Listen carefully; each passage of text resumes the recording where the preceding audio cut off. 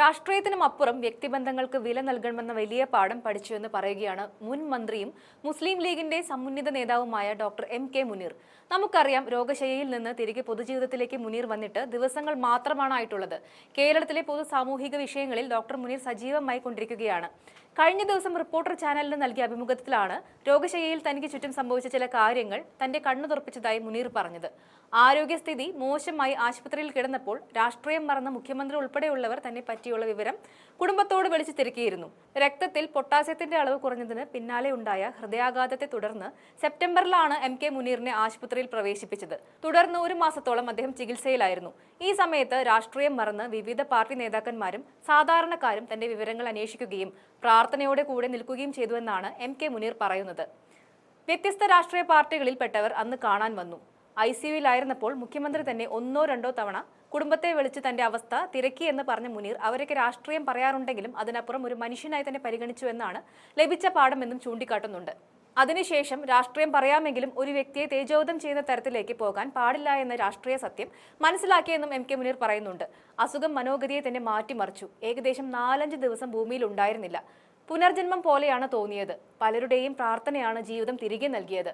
ഇനിയുള്ള കാലമെങ്കിലും നന്മകൾ ചെയ്യാൻ ദൈവം തിരികെ പറഞ്ഞയച്ചത് പോലെയായിരുന്നു അത്. ഓർമ്മ തിരിച്ചു വന്നപ്പോൾ മക്കയിൽ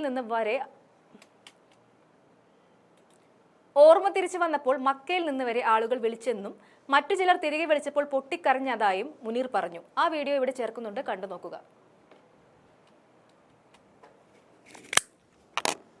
ത്തിനപ്പുറം അതിൽ ഭരണപ്രതിപക്ഷമില്ലാതെ ഇപ്പം മുഖ്യമന്ത്രി എന്നെ 2-3 തവണ വിളിച്ച് വിവരം അന്വേഷിക്കുന്നുണ്ട്. ഞാൻ പിന്നെ ICUവിലാണ്. അപ്പം എൻ്റെ കുടുംബാംഗങ്ങളെ വിളിച്ചിട്ട് വിവരം അന്വേഷിക്കുന്നുണ്ട്.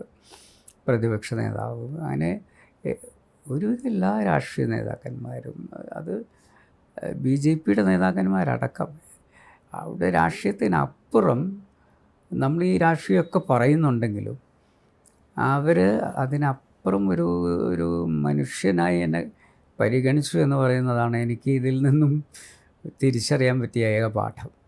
അതൊരു വലിയ പാഠമാണ്. പിന്നെ തീർച്ചയായിട്ടും, കാരണം നമ്മൾ അതിനുശേഷം ഞാൻ ആലോചിച്ചു, പിന്നെ നമ്മൾ രാഷ്ട്രീയം പറയാം, പക്ഷേ വ്യക്തിപരമായ രാഷ്ട്രീയത്തിലേക്കൊക്കെ അങ്ങനെ പോകേണ്ടതുണ്ടോ എന്നൊക്കെ ഉള്ളൊരു മനോഗതിയിലേക്ക് ഞാൻ വരികയാണ്. വ്യക്തിപരമായി നമ്മൾ ആളുകളെ അവർ തെറ്റായി ചെയ്യുന്ന രാഷ്ട്രീയത്തെ നമുക്ക് എതിർക്കാം, പക്ഷേ ആ വ്യക്തിയെ തേജോവധം ചെയ്യുന്ന രീതിയിലേക്ക് നമ്മളൊരിക്കലും പോകാൻ പാടില്ല എന്ന് പറയുന്നൊരു രാഷ്ട്രീയ സത്യം. ഇത് നമ്മുടെ മനോഗതിയെ തന്നെ മാറ്റിമറിക്കുന്നതാണ് ഇത്തരം സന്ദർഭങ്ങൾ. അതായത് ഏകദേശം 4-5 ദിവസം ഞാൻ ഭൂമിയിൽ ഇല്ലല്ലോ. അപ്പോൾ ഒരു പുനർജന്മം പോലെയാണ് വീണ്ടും ഞാൻ ജീവിതത്തിലേക്ക് തിരിച്ചു വരുന്നത്. അപ്പോൾ അത് വലിയ കുറേ സത്യങ്ങൾ നമ്മളെ ഓർമ്മപ്പെടുത്തുന്നുണ്ട്. ഞാൻ പറഞ്ഞു, എന്നെ അങ്ങോട്ട് കൂട്ടിക്കൊണ്ടുപോയായിരുന്നു. പിന്നെ ഈ പ്രാർത്ഥനകളൊക്കെ കേട്ടപ്പം നീ നിനക്ക് കുറച്ചുകൂടി കാലം തന്നിരിക്കുന്നു എന്ന് പറഞ്ഞ പോലെ ഒരു ദൈവത്തിൻ്റെ അനുഗ്രഹമായി നീ ഇനിയുള്ള കാലമെങ്കിലും നീ കുറച്ചുകൂടി നന്മകൾ ചെയ്യാൻ ശ്രമിക്കൂ.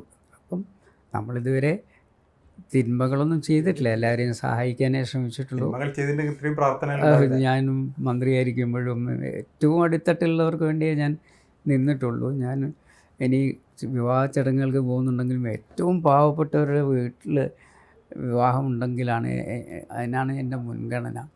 അപ്പോൾ അതുകൊണ്ട് തന്നെ അത്തരത്തിലുള്ള ധാരാളം ആളുകൾ, ഇപ്പം മക്കയിൽ നിന്നും എന്നെ ചില ആളുകൾ വിളിച്ചിരുന്നു സമയത്ത് എനിക്ക് ഓർമ്മ തിരിച്ചു വന്നപ്പോൾ.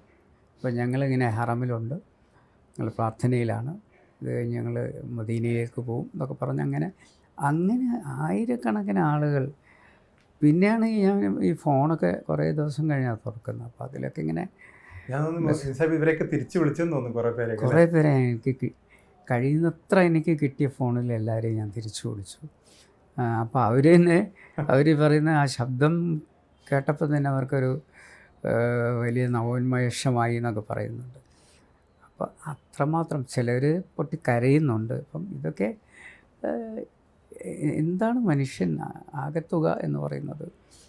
അല്പകാലത്തേക്കുള്ളൊരു ജീവിതം. ആ ജീവിതത്തിൽ നമ്മൾ പിന്നെ വടംവലിയും തമ്മിൽ തല്ലും സംഘർഷമൊക്കെ ആയി നടക്കുന്നതിന് പകരം ആ സമയത്തുകൂടി എന്തെങ്കിലുമൊക്കെ ജനങ്ങൾക്ക് വേണ്ടി ചെയ്യാൻ പറ്റുമോ എന്ന് നോക്കാം.